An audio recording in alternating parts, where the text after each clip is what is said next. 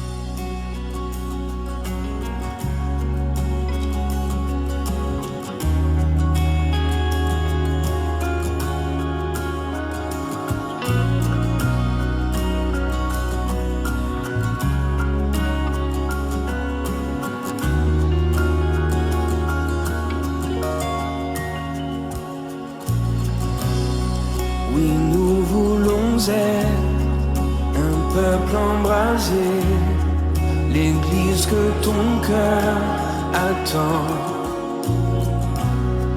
Viens briser nos chaînes, détruis notre orgueil. Seigneur, fais-le maintenant. Oui, nous voulons être un peuple embrasé, l'église que ton cœur attend. Viens briser nos chaînes, détruis notre orgueil. Seigneur, fais-le maintenant. Notre Père plein de bonté, nos cœurs à toi s'abandonnent. Pour ce monde que tu as tant aimé, Seigneur, voici nos couronnes. Esprit de Dieu, Esprit de Dieu vivant, souffle du nord, souffle du sud, souffle de l'est, souffle de l'ouest, Esprit de Dieu,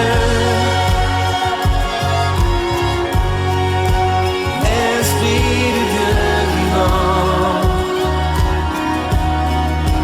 souffle des quatre vents et descend sur nous. Envoie ta puissance. Envoie ta puissance, rends-nous les témoins d'un royaume qui se répand. Fais brûler nos cœurs au sein des ténèbres, comme un phare dans l'océan. Envoie ta puissance. Envoie ta puissance, rends-nous les témoins d'un royaume qui se répand. Fais brûler nos cœurs. Fais brûler nos cœurs au sein des ténèbres, comme un phare dans l'océan. Notre Père plein de bonté, Dieu de tendresse et de grâce.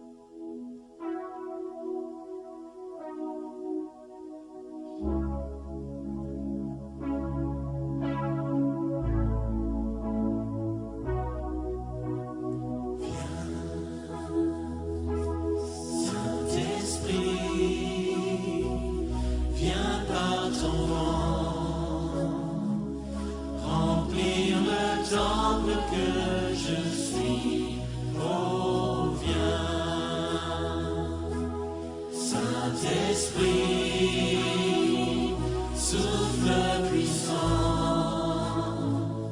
brise d'amour, courant de vie. Souffle sur moi, souffle sur moi, souffle. Souffle sur moi, souffle sur moi, souffle. Souffle sur moi, souffle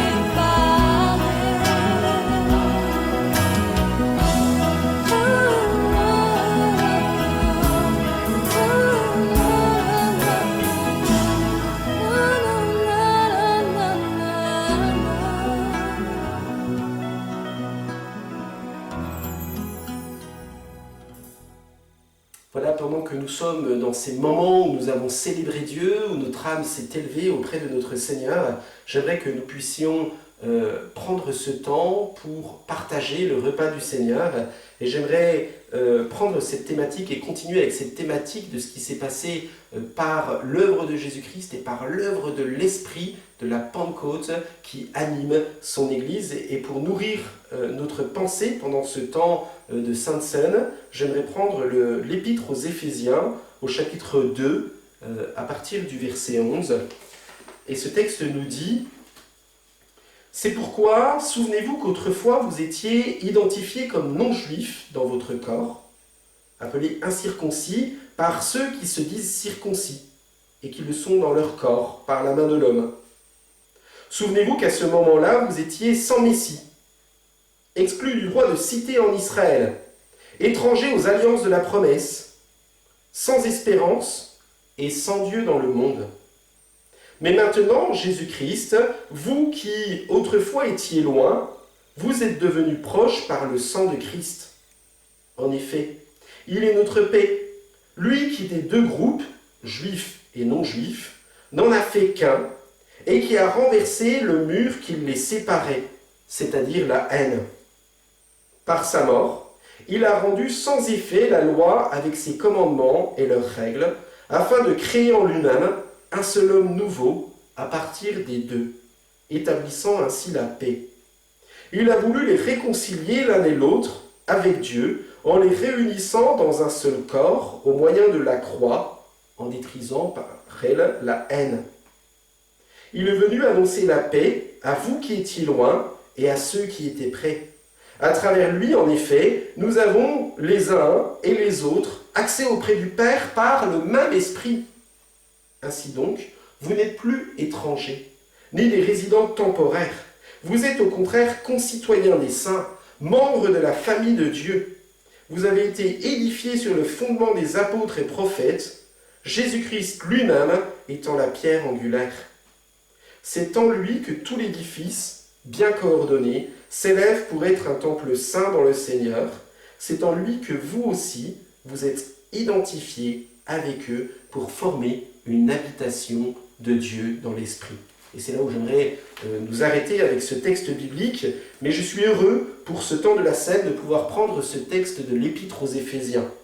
Dans l'Épître aux Éphésiens, on se rend compte que Paul fait un travail spécifique pour affirmer l'unité de l'Église qui est basée sur le Christ.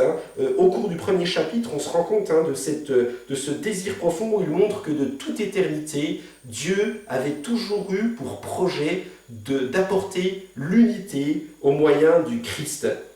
Et puis, dans la suite de son développement, il va nous montrer que c'est par l'œuvre du pardon que Jésus va accomplir que nous pouvons être unis à Jésus-Christ. C'est parce que Dieu a pris sur lui-même le poids de nos péchés, de nos offenses, toute cette inimitié qui nous séparait de Dieu, qu'à partir de ce moment-là, nous pouvons entrer en relation avec le Christ.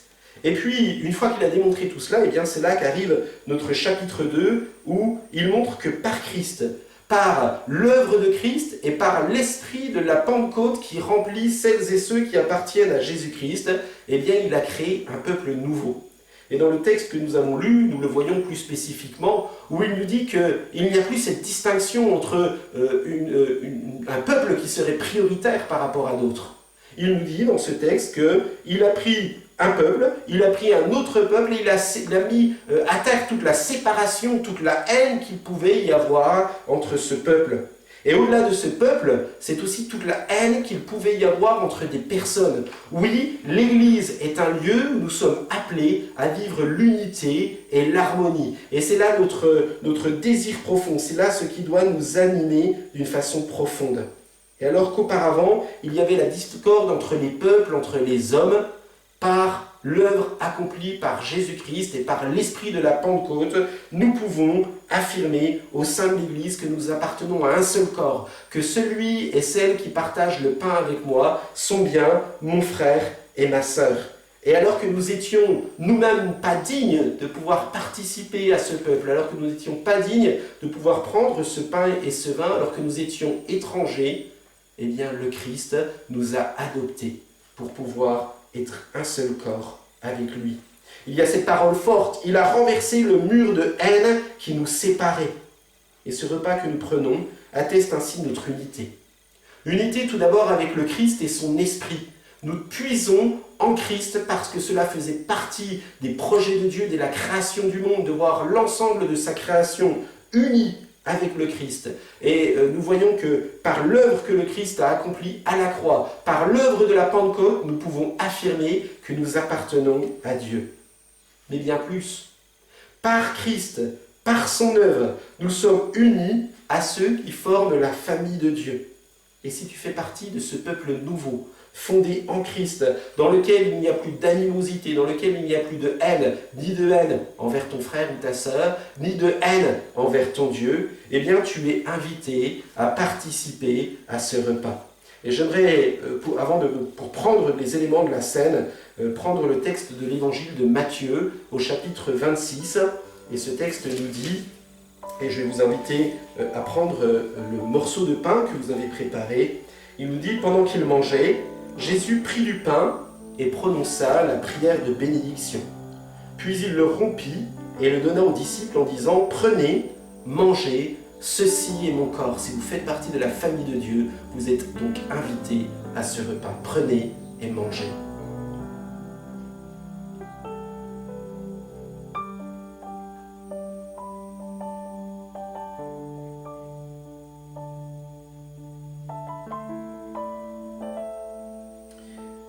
Il prit ensuite une coupe et remercia Dieu. Puis il la leur donna en disant « Buvez-en tous, car ceci est mon sang, le sang de la nouvelle alliance qui est versé pour beaucoup, pour le pardon des péchés. Je vous le dis, je ne boirai plus désormais de ce fruit de la vigne, jusqu'au jour où je le boirai nouveau, avec vous, dans le royaume de mon Père. » Et puisque le Christ nous invite un jour à le prendre avec lui, eh bien je vous invite à le prendre dès maintenant.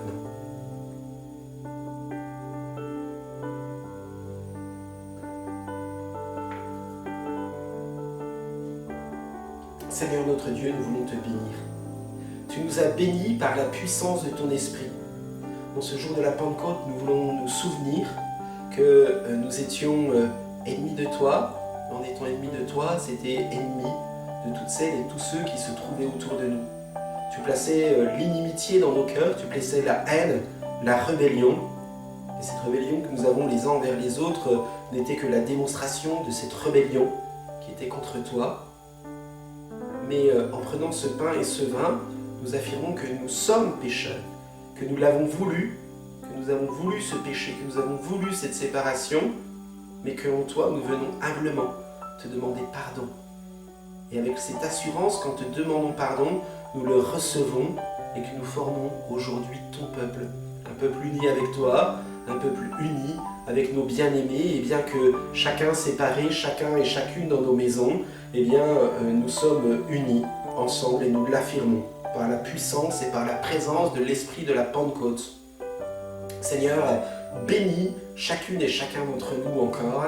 Et Seigneur, vraiment, nous voulons élever nos voix pour cette œuvre que tu as fait pour nous. Nous voulons te bénir parce qu'aujourd'hui nous te connaissons, parce qu'aujourd'hui nous avons accès auprès de toi, parce que tu nous as donné cette liberté qui est celle d'un enfant qui a la liberté de s'approcher devant son Père pour pouvoir te louer, te bénir et te glorifier. Et je veux vraiment, Seigneur, avec toute ton Église, te bénir et t'adorer pour cette œuvre que tu as faite par la croix et puis en nous envoyant cette puissance de l'Esprit. Nous te bénissons et nous te chérissons, Dieu puissant, parce que tu vis en nous aujourd'hui. Tu nous as donné, Seigneur, cette joie d'être avec toi, en toi et pour toi. Merci pour cette œuvre bénie que tu accordes. Et j'aimerais vraiment vous inviter, vous qui êtes derrière votre écran d'ordinateur, peut-être que vous êtes seul, peut-être que vous êtes en famille, mais à ce que soit chacun à votre tour, soit si vous êtes tout seul, eh bien pendant tout ce temps par un murmure, par des chants, peut-être par une parole en langue que vous puissiez adorer. Si vous êtes plusieurs, que soit ensemble, soit chacun à votre tour, vous puissiez vraiment élever votre voix auprès de Dieu et puis lui offrir toute votre reconnaissance, toute l'adoration que vous avez dans votre cœur pour cette stabilité, pour cette paix, pour cette haine qui a disparu, que vous puissiez vraiment lui exprimer tout cela. Je vais vous laisser sur ce fond musical et puis que vous puissiez vraiment prendre le temps pendant ces quelques instants pour pouvoir élever votre voix.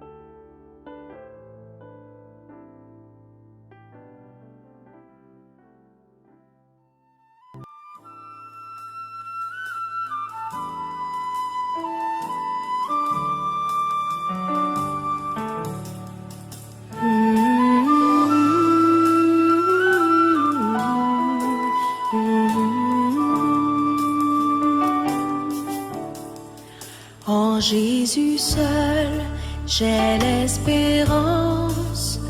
Il est ma flamme, ma force, mon chant, pierre angulaire, mon fondement.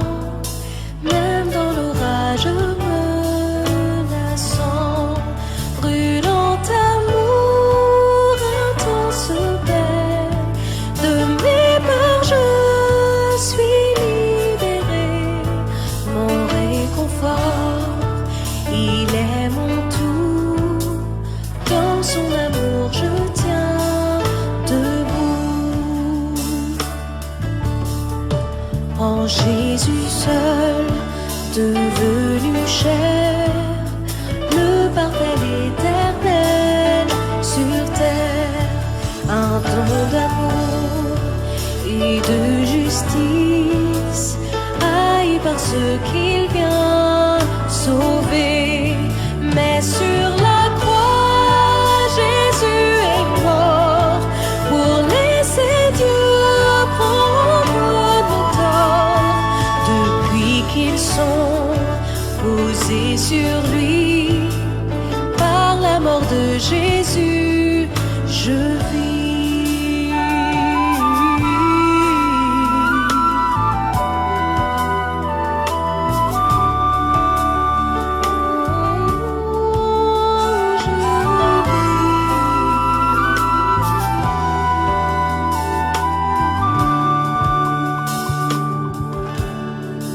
Là dans la tombe où son corps gît, toute clarté fut obscurcie, puis éclatant au jour de gloire, car Jésus est ressuscité.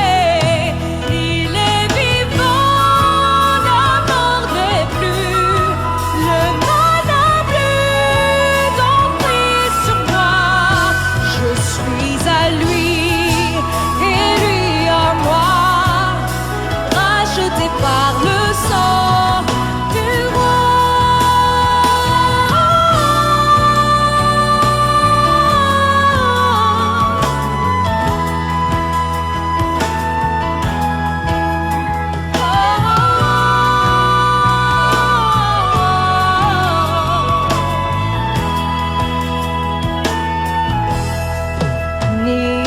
accusé ni condamné.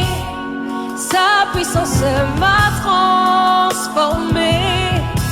Et du début jusqu'à la fin, Christ est maître de mon destin. Ni force du mal, ni plan humain ne peut m'arracher de sa main jusqu'à ma mort ou son retour par son pouvoir. Ni force du mal, ni force du mal, ni plan humain ne peut m'arracher de sa main jusqu'à ma mort ou son retour par son pouvoir. Je tiens jusqu'à ma mort ou son retour par son pouvoir. Jusqu'à ma mort ou son retour par son pouvoir, je tiens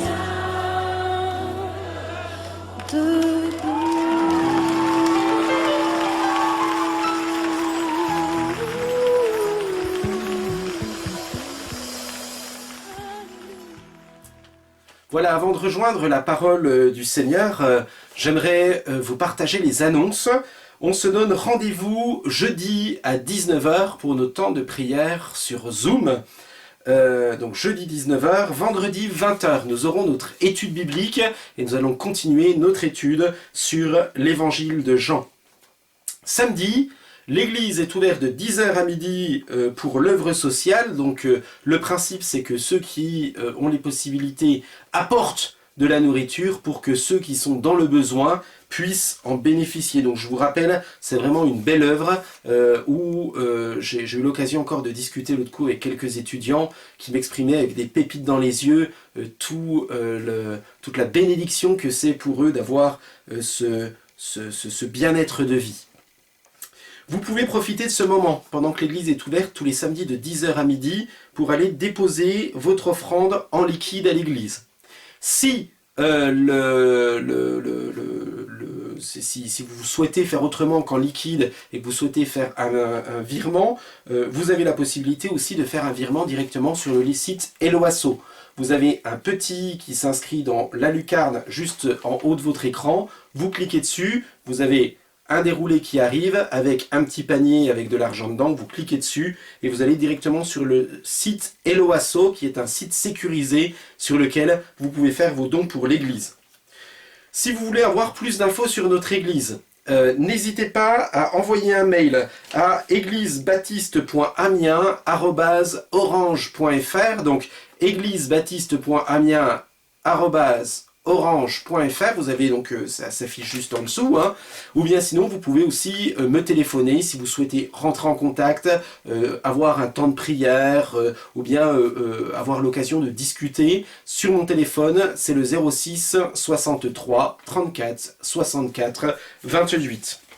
Dimanche prochain, j'ai la joie de vous annoncer que nous aurons notre dernier culte confiné. Donc le dernier culte par écran interposé. Sauf pour certaines personnes qui auront l'occasion, on continuera à diffuser le culte en direct.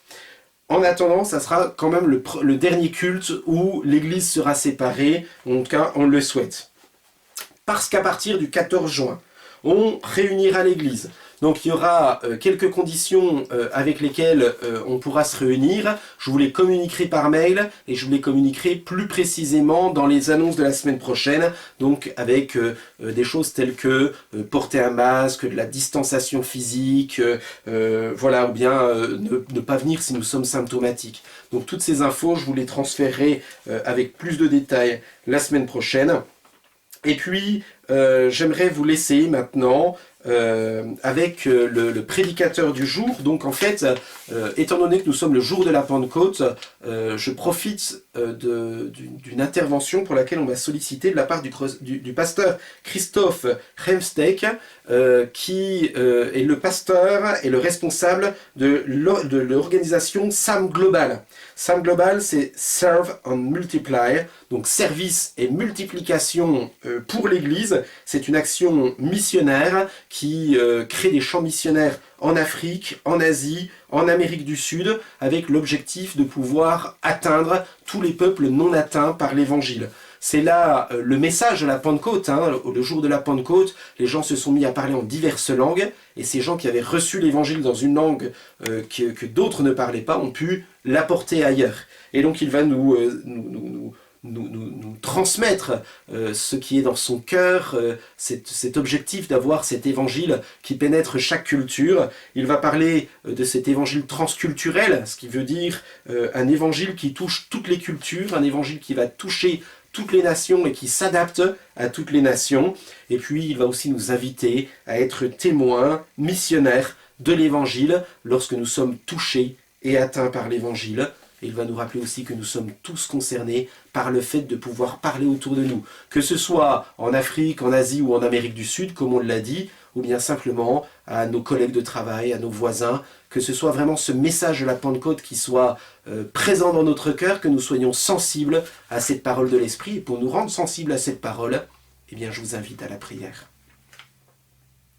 Seigneur Jésus, on veut te bénir pour la parole que nous allons pouvoir entendre, cette parole qui nous dit que tu veux atteindre chaque peuple, chaque culture.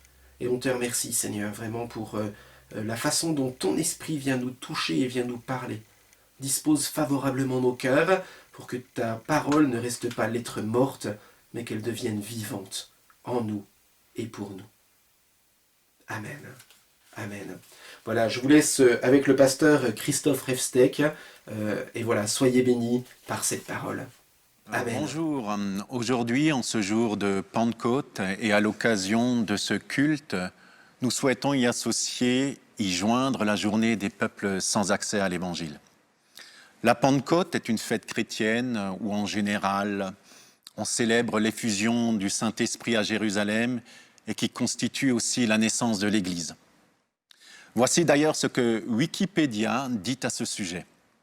Et l'Église considère la Pentecôte comme le point de départ de sa mission publique dans le monde. C'est justement cet aspect que je vais souligner tout au long de ce message.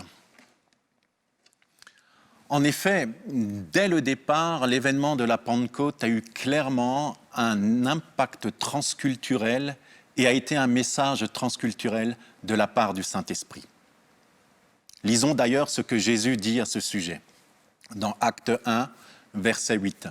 « Mais le Saint-Esprit descendra sur vous, vous recevrez sa puissance et vous serez mes témoins à Jérusalem, dans toute la Judée, la Samarie et jusqu'au bout du monde. » La Pentecôte a marqué en fait une étape supplémentaire dans l'accomplissement de la promesse faite à Abraham concernant toutes les familles, tous les peuples de la terre. C'est d'ailleurs ce que l'apôtre Pierre souligne dans Acte 3 au verset 24 et 25. Rappelons-nous que ce passage nous parle de la deuxième prédication de Pierre. C'était quelques jours après la Pentecôte. Pierre et l'apôtre Jean, se rendant au temple, rencontrent un mendiant boiteux de naissance, couché à la porte du temple, cette porte nommée la Belle. Et nous savons que Pierre, en voyant cet homme, lui a dit « Ce que j'ai, je te le donne, au nom de Jésus-Christ, lève-toi et marche. » Et il y eut ce miracle extraordinaire. Et à cause de ce miracle, eh bien, la foule qui était présente encore à Jérusalem s'est rassemblée autour de l'apôtre Pierre, autour de l'apôtre Jean et de cet homme qui a retrouvé l'usage de ses jambes, tout simplement pour voir ce qui s'est passé. Et c'est à cette occasion que l'apôtre Pierre donna sa deuxième prédication. Et je vais le lire dans Acte 3, au verset 24 au 25, c'est la fin de sa prédication, et voici ce qu'il dit. « Tous les prophètes qui ont parlé depuis Samuel et ses successeurs ont annoncé aussi d'avance les temps que nous vivons aujourd'hui. Vous êtes les héritiers de ces prophètes, les bénéficiaires de l'alliance que Dieu a conclue avec nos ancêtres lorsqu'il a promis à Abraham « Toutes les familles de la terre seront bénies à travers ta descendance ». Qu'est-ce qui s'est passé le jour de la Pentecôte et qui souligne cet aspect transculturel et qui marque en fait le départ de la mission publique de l'Église dans le monde, comme le dit si bien Wikipédia? Eh bien, continuons à lire Actes des Apôtres, ce fameux récit de la Pentecôte. Je lis dans Acte 2, au verset 1, selon la Bible annotée. Le jour de la Pentecôte étant arrivé, ils étaient tous ensemble dans le même lieu. Et il se fit tout à coup du ciel un bruit semblable à celui du vent qui souffle avec violence. Et il remplit toute la maison où ils étaient assis. Et des langues séparées comme du feu leur apparurent et se posèrent sur chacun d'eux. Et ils furent tous remplis de l'Esprit Saint et ils commencèrent à parler en d'autres langues, selon que l'Esprit leur donnait de s'exprimer. Or, à Jérusalem demeuraient des Juifs, hommes pieux de toutes les nations qui sont sous le ciel. Or, ce bruit ayant eu lieu, la multitude s'assembla et fut confondue de ce que chacun les entendait parler dans son propre dialecte. Ils en étaient dans la stupeur et l'étonnement, se disant les uns les autres, « Ces gens-là qui parlent, voici, ne sont-ils pas tous Galiléens ? Comment donc les entendons-nous, chacun dans le propre dialecte du pays où nous sommes nés ? Parthes et Mèdes et Élamites et ceux qui habitent la Mésopotamie, la Judée et la Cappadoce, le Pont et l'Asie, la Phrygie et la Pamphylie, l'Égypte et les quartiers de la Libye qui est près de Cyrène, et Romains en séjour, Juifs et prosélytes, Crétois et Arabes, nous les entendons annoncer en nos langues les choses magnifiques de Dieu. Sur votre écran, maintenant, vous voyez apparaître une carte qui indique d'où sont venus ces Juifs, ces nombreux Juifs ou prosélytes représentant les 15 nations que je viens de citer dans la lecture de ce récit de la Pentecôte. Et vous voyez sur cette carte que certains venaient de Rome, d'autres de la Libye ou de l'Égypte, d'autres du Moyen-Orient, de l'Arabie, de la Mésopotamie, d'autres de l'actuelle Turquie, le Pont, la Cappadoce, la Pamphylie. Et qu'est-ce qui s'est passé ? Eh bien, ces Juifs représentant toutes ces nations sont venus à l'occasion de la fête de la Pentecôte, comme chaque année, mais cette fois-ci, ce jour-là précis de la Pentecôte, ils entendirent le message de l'Évangile dans leur propre dialecte. Ils furent profondément touchés et un grand nombre parmi eux, tout simplement, reconnurent en Jésus-Christ leur Messie, le reçurent dans leur cœur, furent baptisés et remplis du Saint-Esprit. Après la fête de la Pentecôte, ces personnes, ces Juifs devenus messianiques sont retournés chez eux, à Rome, en Afrique, au Moyen-Orient, sur tout le bassin méditerranéen, avec ce message de l'Évangile. On recense d'ailleurs dans le Nouveau Testament une quarantaine d'églises. Et on sait que plusieurs d'entre elles ne furent pas créées par les apôtres, comme l'église de Rome, par exemple, ou l'église d'Alexandrie. Et on en déduit aussi que leur origine vient de ces nouveaux disciples de la Pentecôte. Avant même que les apôtres se mobilisent pour l'œuvre missionnaire transculturelle, le Saint-Esprit, lui, avait déjà commencé son œuvre. Par la capacité des disciples, ce jour-là, à parler dans les langues maternelles de tous ces Juifs venant de toutes ces régions du bassin méditerranéen et du Moyen-Orient, le Saint-Esprit a donné le signal de la mission transculturelle.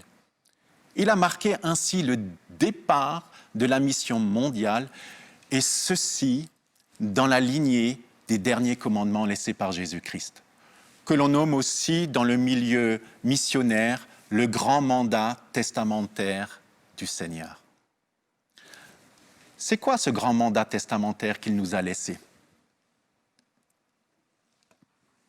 Après sa résurrection, Jésus est apparu aux disciples 40 jours. Et voici les derniers commandements qu'il a laissés aux disciples et aussi à l'Église d'aujourd'hui. Dans Matthieu 28, au verset 19, le dernier chapitre de Matthieu, nous lisons « Allez et faites de toutes les nations des disciples, les baptisant au nom du Père, du Fils et du Saint-Esprit. » Dans le dernier chapitre de Marc, nous pouvons lire « Puis il leur dit « Allez par tout le monde et prêchez la bonne nouvelle à toute la création. » Et dans le dernier chapitre de Luc, nous lisons au verset 46 à 47, « Et il leur dit, ainsi il est écrit que le Christ souffrirait, et qu'il ressusciterait des morts le 3e jour, et que la repentance et le pardon des péchés seraient prêchés en son nom à toutes les nations, à commencer par Jérusalem. » Voici ce que Jésus-Christ a dit aux apôtres et à l'Église il y a 2000 ans, et voici aussi ce que le Saint-Esprit a signalé à partir de ce jour de la Pentecôte. Concernant toutes les nations qui doivent recevoir l'Évangile, où en sommes-nous aujourd'hui? Où en sommes-nous aujourd'hui avec le message de l'Évangile pour tous les peuples, avec le grand mandat de Christ? Sur votre écran, maintenant, apparaissent des statistiques tirées du site Joshua Project. Vous voyez un disque partagé en plusieurs parties, une partie rouge, une partie orange, une partie jaune, une partie vert clair et une partie vert foncé. Tous ces morceaux de disque représentent les 17 422 ethnies recensées actuellement dans le monde. Et la partie rouge représente tout simplement ces 7 409 ethnies qui sont considérées comme sans accès à l'Évangile. Cela représente plus de 3 milliards de personnes. Plus de 40% de la population mondiale a actuellement pas accès à l'Évangile. Et ceci, malgré le fait que le Saint-Esprit, depuis 2000 ans, a donné ce signal de départ pour l'évangélisation du monde. Qu'est-ce que nous entendons par un peuple sans accès à l'Évangile? Eh bien, un peuple sans accès à l'Évangile est un groupe ethnique au sein duquel il n'existe pas de communauté indigène de chrétiens croyants, disposant du nombre et des ressources nécessaires pour évangéliser leur propre groupe ethnique sans aide extérieure. Un grand nombre d'ailleurs parmi eux n'ont pas encore la Bible à disposition dans leur propre langue et nécessitent une traduction. Et nombreux parmi eux sont des peuples où il n'y a actuellement aucun effort missionnaire.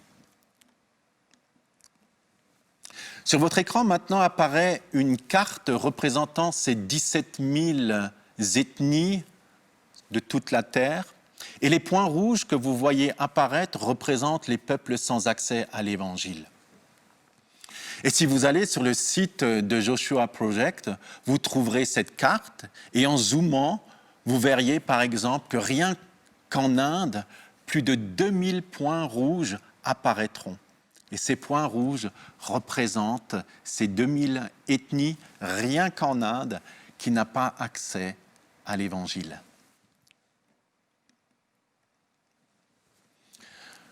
Au vu de ces statistiques, on réalise que le travail, naturellement, n'est pas encore terminé et qu'il y a beaucoup à faire.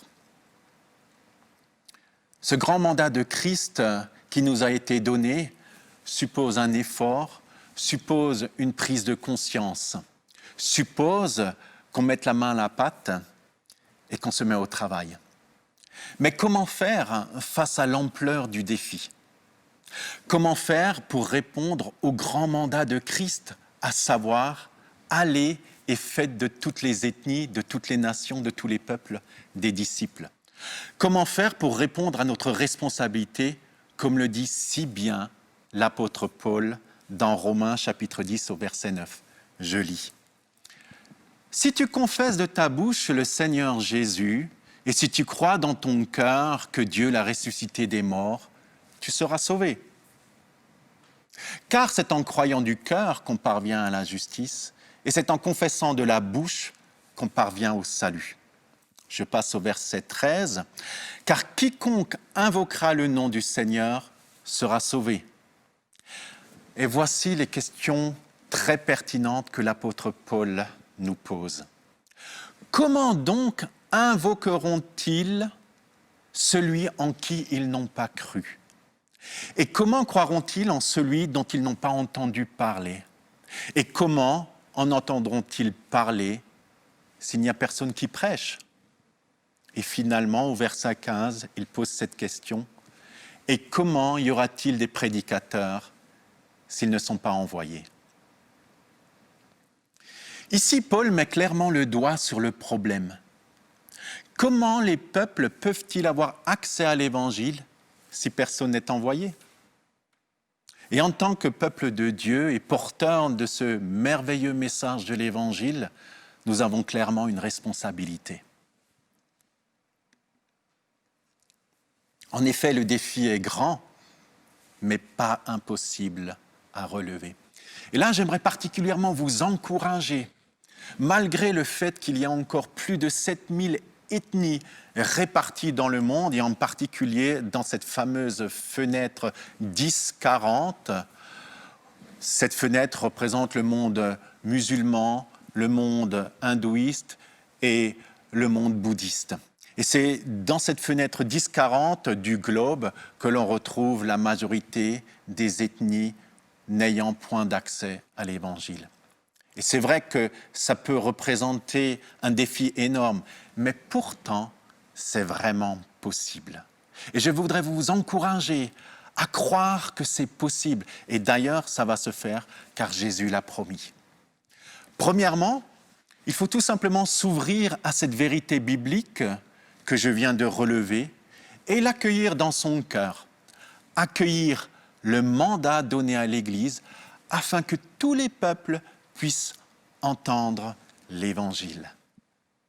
Deuxièmement, s'ouvrir à l'amour de Dieu qu'il a pour tous les peuples, et cela sans exception. Et je voudrais vous rappeler le passage de Romains au chapitre 5, verset 5, qui dit que Dieu a déversé son amour dans nos cœurs par le Saint-Esprit qu'il nous a donné.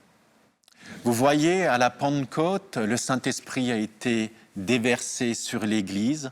Ce Saint-Esprit est en nous et cet amour de Dieu est en nous. Et également cet amour et ce fardeau de Dieu pour tous les peuples de la terre. Dieu souhaite que tous les peuples de la terre aient la possibilité d'entendre l'Évangile. Si vous vous ouvrez à cet amour de Dieu et à son fardeau, vous allez découvrir que cette semence qui est en vous, parce que le Saint-Esprit est en vous, elle va commencer à croître, elle va commencer à se former, et vous allez avoir réellement le fardeau des peuples sans accès à l'Évangile. Troisièmement, il suffit de se mettre à l'action en tant d'individu, et aussi en tant que communauté. Par exemple, en choisissant un peuple et à commencer à prier pour ce peuple. Sur votre écran apparaissent maintenant des exemples de cartes des peuples sans accès à l'Évangile tirés du site Joshua Project. Je voudrais vous donner quelques exemples personnels. L'année dernière, à partir du mois de mars, j'avais décidé de prier particulièrement pour un peuple d'Arabie Saoudite. Et 2 fois, 3 fois, 5 fois par semaine, je priais pour ce peuple. Je priais pour que Dieu ouvre les portes et permette à ce peuple d'Arabie Saoudite de recevoir l'Évangile, d'avoir accès à la parole de Dieu. Et ceci, de semaine en semaine, je priais dans ce sens-là, de mois en mois. Et à la fin du mois d'août, j'ai perdu, curieusement, ce fardeau de prier pour ce peuple. Cela m'a surpris et je me suis dit, mais qu'est-ce qui se passe? Est-ce que j'aurais perdu le feu de Dieu pour intercéder pour les nations qui n'ont pas encore l'Évangile. Et j'ai prié et j'ai demandé au Seigneur qu'il m'éclaire à ce sujet-là. Et 3-4 jours plus tard, dans une nuit, Dieu m'a donné un rêve concernant le Japon.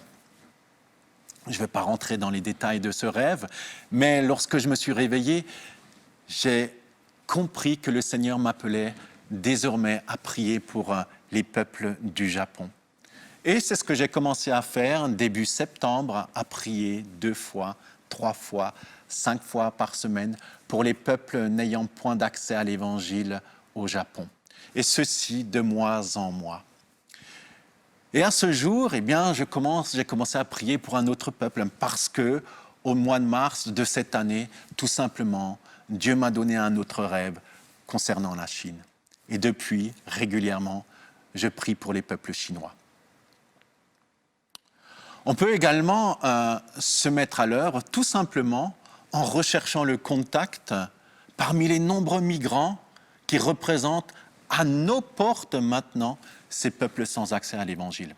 Vous savez comme moi, et certainement vous l'observez dans vos villes, que depuis un certain nombre d'années, de nombreux migrants sont venus en Europe, par dizaines, par centaines de milliers. Et parmi ces nombreux migrants, il y en a certains qui représentent des peuples sans accès à l'Évangile. Et c'est une occasion extraordinaire que le Seigneur nous donne pour pouvoir rentrer en contact avec ces peuples qui étaient auparavant éloignés et qui sont maintenant à notre porte. Et c'est pour ça que je vous encourage, en tant qu'individu et en tant qu'Église, de rechercher ce contact avec ces migrants pour leur annoncer cette bonne nouvelle de l'Évangile. Il y a une autre manière également de se mettre à l'œuvre, c'est tout simplement en soutenant de manière individuelle ou aussi en tant que communauté des projets missionnaires par la prière, par le soutien financier, par des actions concrètes. Et je voudrais particulièrement souligner l'aspect financier. C'est vrai que souvent les finances dans nos milieux européens sont un sujet tabou. Mais quand on regarde l'ampleur de l'enjeu, imaginez-vous que vous faites partie d'un peuple en Inde ou en Afrique ou au Bhoutan qui n'a jamais encore eu l'occasion d'entendre l'Évangile et qui va passer cette génération sans avoir eu cette occasion parce que les finances manquent pour les œuvres missionnaires. Quelle tragédie! Et c'est pour cette raison que je voudrais vous encourager à soutenir financièrement les œuvres missionnaires, de sorte qu'il y ait suffisamment de possibilités pour envoyer des missionnaires parmi ces peuples sans accès à l'Évangile. Il y a naturellement une autre possibilité pour se mettre à l'œuvre, c'est tout simplement en vous laissant appeler au ministère de missionnaire. Peut-être que justement, en regardant cette vidéo et en m'écoutant, vous sentez le Saint-Esprit frapper à la porte de votre cœur et vous inspirer éventuellement pour un futur engagement missionnaire. Une autre possibilité également, c'est tout simplement en tant que communauté, en envoyant votre ou vos missionnaires et en les soutenant, et cela de manière organisée. Je tiens encore à terminer ce message par un dernier verset que l'on trouve dans Matthieu au chapitre 24, verset 14, et je lis selon la version de la Bible français courant. Cette bonne nouvelle du royaume sera annoncée dans le monde entier pour que le témoignage en soit présenté à tous les peuples. Et alors viendra la fin. Certaines versions bibliques françaises soulignent « et alors seulement viendra la fin ». Vous voyez, au travers de ce verset, le Seigneur Jésus souligne que son retour ne pourra pas se faire avant que tous les peuples, que toutes les nations de ce monde ait entendu l'Évangile. Il est vrai que dans de nombreuses églises, on attend le retour de Christ, mais je vous garantis, selon la parole de Dieu, que Jésus ne reviendra pas sans que toutes les ethnies du monde aient entendu l'Évangile. Merci pour votre écoute. Que le Seigneur vous bénisse. Au revoir.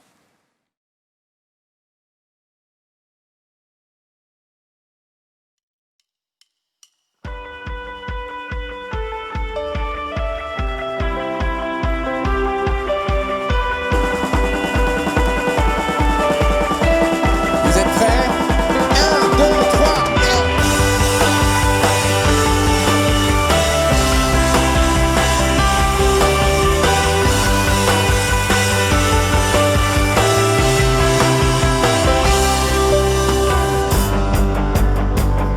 on y va.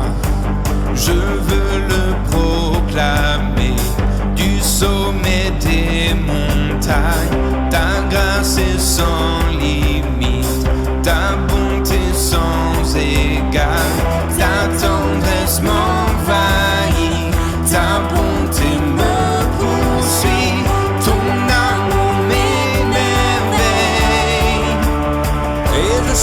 Et je chante car tu es bon, et je danse car tu es bon, et je crie de joie. Tu es bon pour moi. Et je chante car tu es bon, et je danse car tu es bon, et je crie de joie. Tu es bon pour moi.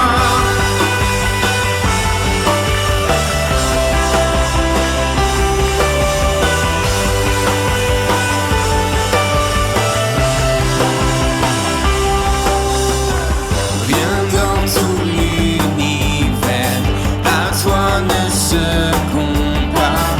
Les océans, la terre, sont reflet de ta gloire. T'en es plus sombre nuit, ta splendeur m'éblouit, ton amour m'émerveille. Et je chante car tu es bon, et je danse car tu es bon, et je crie de joie. Tu es bon pour moi. Et je chante car tu es bon, et je danse car tu es bon, et je crie de joie. Tu es bon. Un cri sur mes lèvres, ma vie te célèbre. Tu es bon,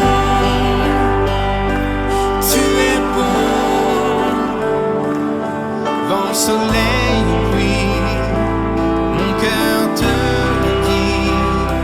Tu es bon,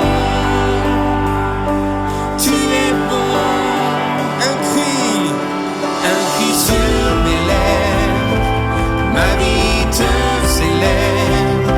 Tu es bon, tout haut, tu es bon, vent, soleil ou pluie, mon cœur te le dit. Tu es bon,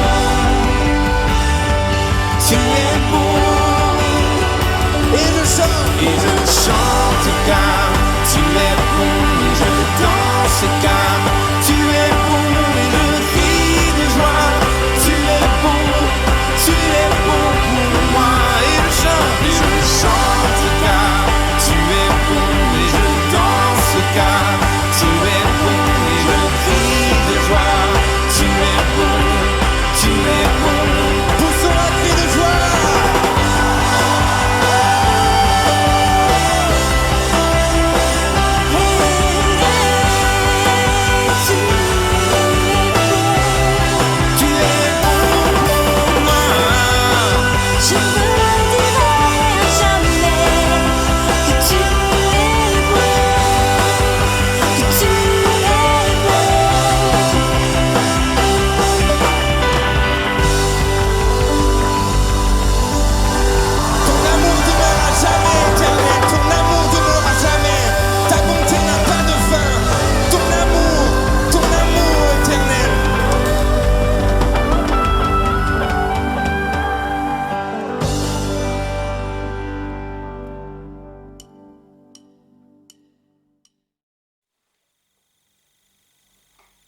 il est temps de nous laisser et j'aimerais que nous puissions nous séparer avec la lecture de 2 textes bibliques.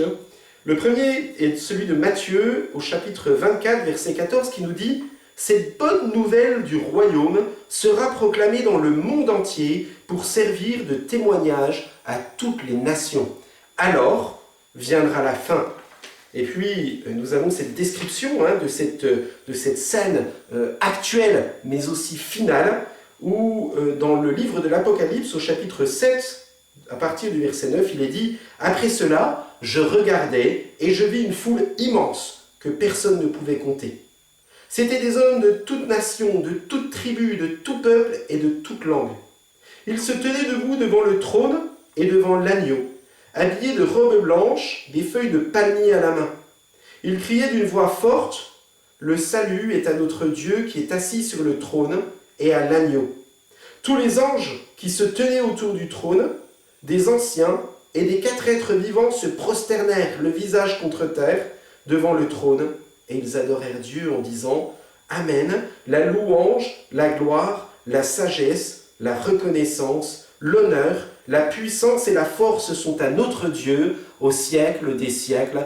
Amen. » Et c'est là le témoignage puissant que nous pouvons apporter dans cette Église qui est unie, mais aussi diverse et variée, par toute la richesse qui se trouve dans son Église, par la richesse de sa culture, par la richesse de ses dons, par toutes les variétés qui peuvent se trouver au sein de son Église. Mais avec aussi cet ordre qui nous a été donné dans l'Évangile de Matthieu au chapitre 24, qui nous dit que nous sommes bénis aussi par cette diversité, et Dieu veut continuer cette diversité, il continue de nous envoyer dans le monde pour que nous puissions chercher celles et ceux qui sont appelés par lui. Que ce message de la Pentecôte puisse nous inviter. Dieu nous a donné cette invitation à aller par tout le monde proclamer par la puissance de son esprit cette bonne nouvelle que Jésus est mort pour celles et ceux qui s'attacheront à lui. Que ce soit vraiment ce message qui nous habite avec cette espérance que celles et ceux que nous rencontrons viennent un jour grossir les rangs de notre Église pour lui donner encore plus de beauté et beaucoup plus de valeur. J'aimerais terminer ces moments par la prière. Seigneur, tu nous as bénis au cours de ces moments de culte de la Pentecôte et nous avons vu les bénéfices de ton esprit sur ton Église pour nous, pour le regard que nous pouvons porter sur celles et ceux qui nous entourent.